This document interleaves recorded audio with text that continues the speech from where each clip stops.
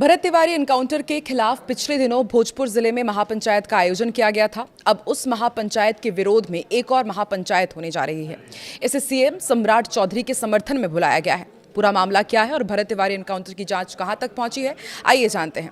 नमस्कार, मैं हूं आकांक्षा और आप देख रहे हैं न्यूज 18 का डिजिटल प्लेटफॉर्म। बिहार के भोजपुर जिले में हुए बहुचर्चित भरत तिवारी एनकाउंटर पर राजनीतिक पारा गरमाया हुआ है। इसी बीच एक और महापंचायत का ऐलान हो गया है। पिछले दिनों शाहपुर के बिलौटी गांव में भरत तिवारी के समर्थन में हुई महापंचायत के विरोध में एक और महापंचायत बुला दी गई है। इसका आयोजन जगदीशपुर में 5 जुलाई को होगा।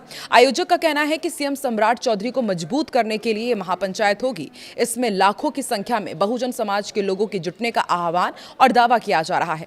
इस कार्यक्रम को बहुजन महापंचायत नाम दिया गया है, जिसका आयोजन 5 जुलाई को भोजपुर जिले के जगदीशपुर में लाल बिहारी सिंह टोला हाई स्कूल मैदान पर होगा। सोशल मीडिया पर बड़ी संख्या में लोगों से इस कार्यक्रम में जुटने का आह्वान किया जा रहा है। इस महापंचायत का आयोजन बहुजन आर्मी नाम का एक संगठन कर रहा है। बहुजन आर्मी के राष्ट्रीय अध्यक्ष गोल्डन दास ने दलित, आदिवासी, पिछड़ा, अल्पसंख्यक समाज के लोगों को इस महापंचायत में जुटने का आह्वान किया है। गोल्डन दास ने एक यूट्यूब चैनल से बातचीत में कहा कि इस महापंचायत के जरिए बहुजन समाज के लोग सीएम सम्राट चौधरी को मजबूत करेंगे। उन्होंने कहा कि भरत तिवारी के एनकाउंटर के खिलाफ सवर्ण समाज की ओर से बिलौटी गांव में महापंचायत हुई थी। अब उसके विरोध में बहुजन समाज एकजुट होकर सरकार को मजबूत करने का काम करेगा। आने वाले दिनों में दिल्ली में भी ऐसी महापंचायत के आयोजन होने की खबरें हैं।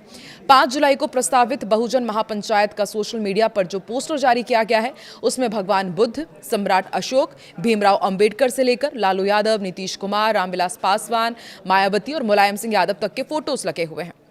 पुलिस एनकाउंटर में मारे गए भरत तिवारी के समर्थन में बीते 24 जून को बिलौटी गांव में महापंचायत हुई थी।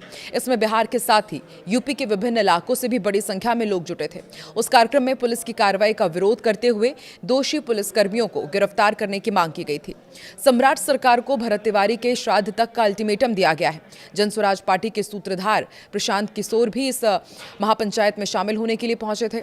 भोजपुर जिले के बिलौटी गांव निवासी भरत तिवारी की 17 जून को पुलिस एनकाउंटर में गोली लगने से मौत हो गई थी। परिवार का आरोप है कि भरत ने अपना हथियार फेंककर पुलिस के सामने सरेंडर कर दिया था और इसके बावजूद उन्हें 5 गोली मारी गई और इसका खुलासा पोस्टमार्टम रिपोर्ट में भी सामने आया है। परिजन की शिकायत पर शाहपुर थाने में जगदीशपुर के तत्कालीन एसडीपीओ, तत्कालीन थानेदार समेत अन्य पुलिसकर्मियों के खिलाफ हत्या की धारा में एफआईआर दर्ज की गई है। भरत तिवारी अपने गांव के पास बसाए जा रहे बाढ़ पीड़ितों के हक की आवाज उठा रहे थे। उसके पास एक अवैध पिस्टल थी। उसके जरिए वो लगातार सोशल मीडिया पर प्रशासन और पुलिस को धमकी देते थे। एनकाउंटर के एक दिन पहले जब पुलिस उसे पकड़ने आई थी, तब उसने थानेदार पर पिस्टल तान दी थी। ये आरोप उसके ऊपर लगे हैं। पुलिस ने उसे मानसिक रूप से बीमार व्यक्ति भी बताया था। भरत तिवारी के एनकाउंटर में मौत का मामला देश भर में चर्चा का विषय अब भी बना हुआ है। पक्ष और विपक्ष के कई राजनेताओं ने पुलिस के इस एक्शन पर सवाल उठाते हुए निष्पक्ष जांच की मांग की, जिसके बाद सीएम सम्राट चौधरी ने इस केस की जांच के लिए न्यायिक आयोग का गठन कर दिया है। इसकी अध्यक्षता पटना हाईकोर्ट के रिटायर्ड जस्टिस विनोद कुमार सिन्हा कर रहे हैं। बिहार के भोजपुर के बहुचर्चित पुलिस एनकाउंटर में मारे गए भरत तिवारी उर्फ भरत भूषण तिवारी के परिजन को बड़ी राहत भी मिली है। भरत के परिवार वालों पर दर्ज मुकदमा वापस ले लिया गया है। पुलिस पर फायरिंग के मामले में दर्ज एफआईआर से पिता और भाई का नाम हटा दिया गया है। उस केस में दोनों के खिलाफ हत्या के प्रयास, आर्म्स एक्ट और भरत तिवारी को संरक्षण देने के आरोप लगे थे। भोजपुर जिले के शाहपुर थाना क्षेत्र स्थित बिलौटी गांव में भरत तिवारी के पुलिस एनकाउंटर में मौत की न्यायिक जांच चल रही है।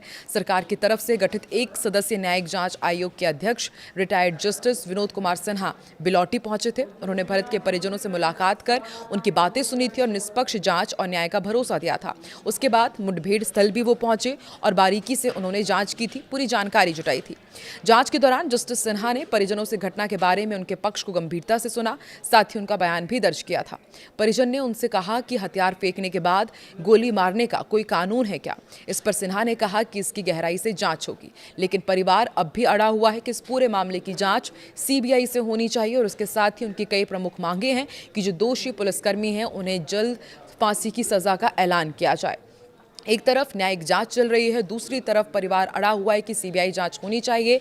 वहीं रिटायर्ड जज जो इस पूरे जांच की अध्यक्षता कर रहे हैं, उनका कहना है कि जांच अच्छे से होगी और जो दोषी हैं वो बख्शे नहीं जाएंगे। आपको क्या लगता है जो नई महापंचायत बुलाई जा रही है और इसके साथ जिस तरह से ये लगातार मामला तूल पकड़ रहा है, अब इस मामले में आगे क्या होने जा रहा है? कमेंट सेक्शन में अपनी प्रतिक्रिया जरूर दें।